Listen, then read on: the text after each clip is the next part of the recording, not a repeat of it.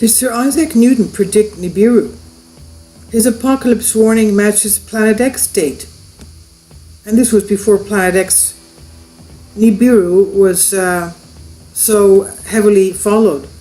John Austin of Express UK reports, Sir Isaac Newton predicted when the end of the world will occur and bizarrely gave the same date as believers of the Nibiru-Apocalypse conspiracy, and this is what has emerged. The godfather of physics, Sir Isaac Newton, wrote in his findings back in 1704 how he believed the world is set to end in the year 2060, which is exactly 1,260 years after the foundation of the Holy Roman Empire.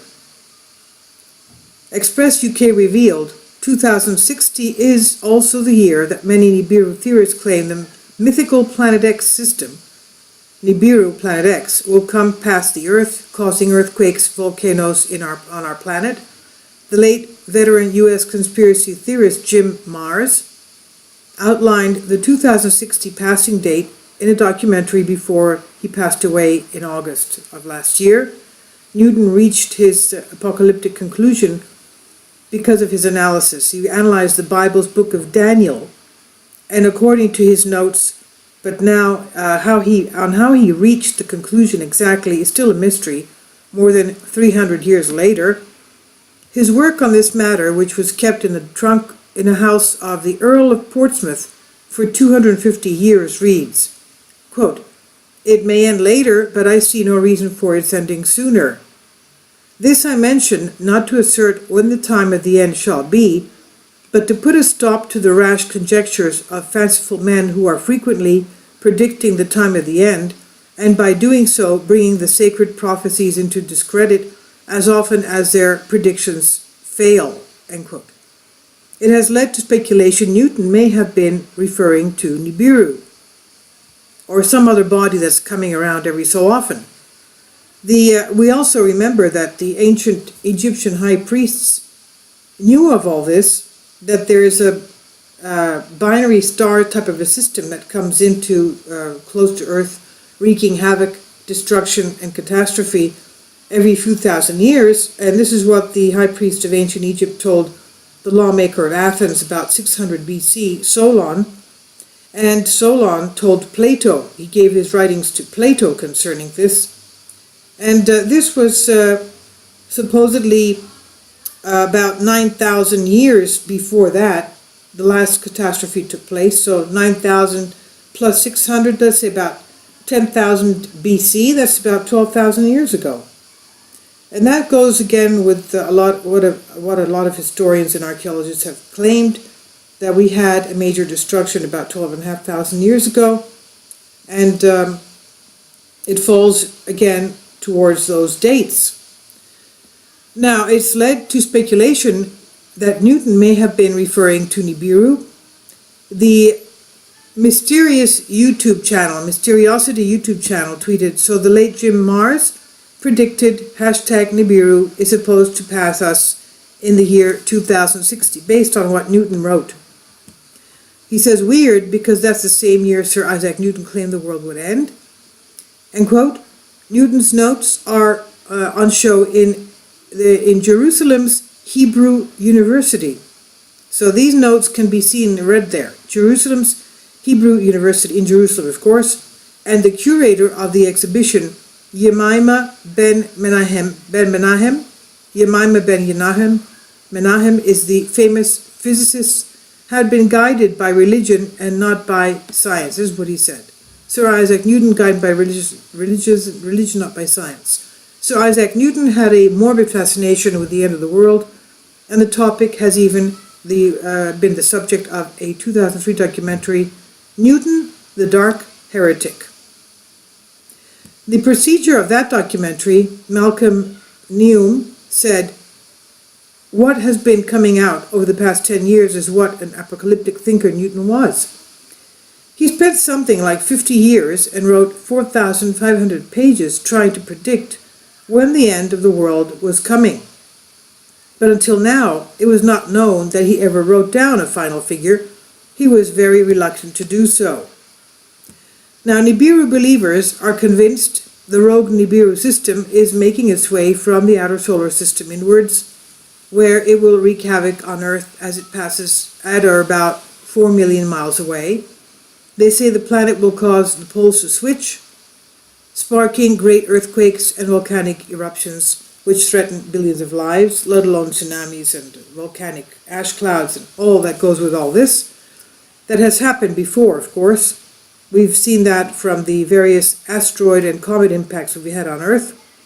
The Earth still has tremendous scars from all this.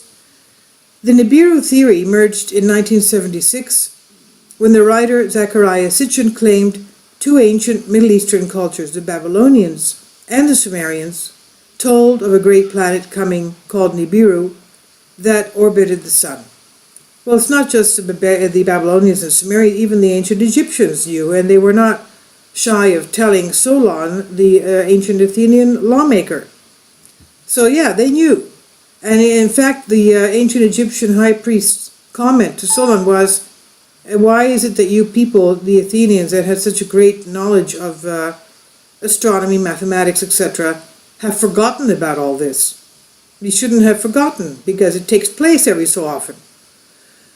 Now, going back to this, it was not just Babylonian Sumerians, it was also the ancient Egyptians, at one time before that, the ancient Greeks. Let's remember that they also had the Antikythera astrolabe. It was like a star computer machine that kept track of all the constellations. And it takes, 12,000 years for all the constellations to go by. So why would they have an instrument, a portable instrument? I can imagine that they had an even more sophisticated one that was room size. But the portable instrument that was being carried and found sunk in a shipwreck off Antikythera Island in the Aegean back in 1901, why would they have gone into all this trouble of creating an instrument that would keep track of each constellation going over, as the Earth changes position, or as the planets change position? Because I just say we have to know, the fact is that the Antikythera device had a geocentric system, not an heliocentric solar system. It had a geocentric system that Earth was in the middle. Of course, you can do that with any planet. Let's say I'm on Mars. You can have a Mars center system. Or if I were on the moon of Earth, I'd have a moon center system and calculate how everything goes around me around the moon. Anyway, they had a geocentric system in the middle of this whole planetary array. And the Antikythera device has Earth in the center of the system. And this was from antiquity of ancient Greeks. Now, obviously, it was a very complicated, sophisticated computer. Why would they go into all this if they didn't know that they had to keep track of what was coming around? Don't you think? The answer is, of course, yes. They had to keep track of what the constellations would be doing around them. Because I guess something would have been coming and they had to keep track of when to do what. Maybe go underground, maybe go off Earth, I have no idea. Now, the Nibiru theory was linked to the beginning of the end of the world by Christian fundamentalists who believed the rapture would start back in September 23rd, a couple of years ago, that was connected to the celestial activity as interpreted from the passages in the Bible. But with the world still turning, and recently Express UK told how Mr. Mars claimed anyone saying Nibiru was coming in the next year or so was wrong. Speaking in an episode of Ancient Aliens, New World Order, before he died of a heart attack, age 73, Mr. Mars said Nibiru was not predicted to pass us until the year 2060, just as Sir Isaac Newton had predicted, giving us just about, a little over 40 years to prepare. He said Nibiru is destined to return to the vicinity of Earth in 2060, so it could be on its way to our solar system right now. Some people believe this is why we have the highly erratic weather and environmental changes that we see taking place on Earth. He says, of course, the government acts as if nothing is going on, but what else is new? Now, Mr. Sitchin came up with the conspiracy theory after claiming to have deciphered the cuneiform writing on ancient Sumerian tablets, the ancient language scholar Mr. Sitchin said, the record showed the Sumerians knew of an extra planet beyond Pluto called Nibiru. And we already have, a couple of years ago, a lady from NASA came on to announce to the world that they had discovered a brown dwarf star at the edge of our solar system. A brown dwarf star. It's too small and weak to be a star, and it's too big to be a planet, so they call it brown dwarf star. And that's bad news. That's not good. That is not good. At the edge of our solar system. Now, theorists say, according to Mr. Sitchin's teachings, the next pass of Earth will take place around 2060. So they're all sort of coinciding. Now, not everyone agrees with Mr. Sitchin's interpretation of the texts. NASA and a host of other scientists have debunked Nibiru as myth. All these dates of the end of the world came and went because, as NASA points out, Nibiru is a myth and a hoax, despite the amount of believers. NASA scientist Dr. David Morrison said there is no credible evidence whatever for the existence of Nibiru. There are no pictures, no tracking, no astronomical observations. I can quite specifically say how we know Planet X or Nibiru does not exist and does not threaten Earth. Firstly, now listen to this. If it was a planet heading into the inner solar system, no, we're not talking about inner, it could be outer solar system.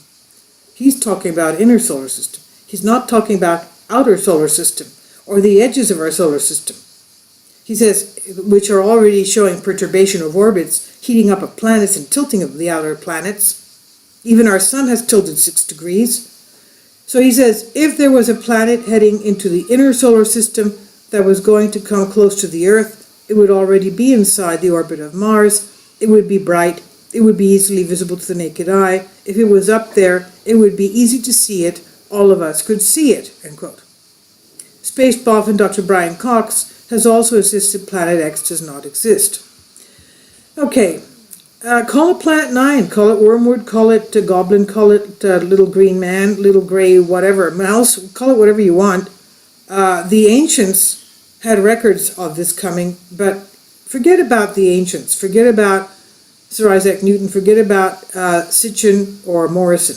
Just look at the Google Earth and look at the various crater impact zones and the comet impact zones. Look above the horizontal crashing of the crust, what slashed into the crust from west to east. Look at the northern area of just north of South America, and then look at the tip of South America. Between South America and Antarctica, you'll see a similar crash again. Something slammed into the mantle of the Earth, making a huge gash from west to east, just like the one that's in north of South America, west to east. And you'll see that we have a lot of these areas, even the one around Papua New Guinea, a smaller one going in, slashing from west to east, slashing and carving the Earth's crust.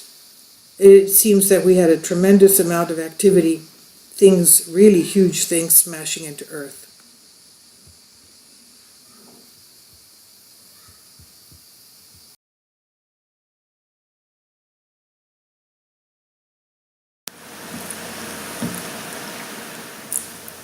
If you'd like to join me on my Patreon account, you will hear content not covered by mainstream media. These riveting stories will be based on my research, and I will state my opinions and give my personal insight on diverse and controversial subjects and world events not covered by mainstream media, and not supported by YouTube guidelines. So whatever I have on my Patreon, most of those will not be on my YouTube channel. Please consider becoming a member today. More of the most significant and important videos will be on my Patreon channel. Your support helps me to continue my research and keeps this YouTube channel alive. And we depend on your support, your generous charity, because we help economically challenged families here in Athens, Greece, in Kapota, and we also help the young generation with university tuition and the community around our church. Thank you.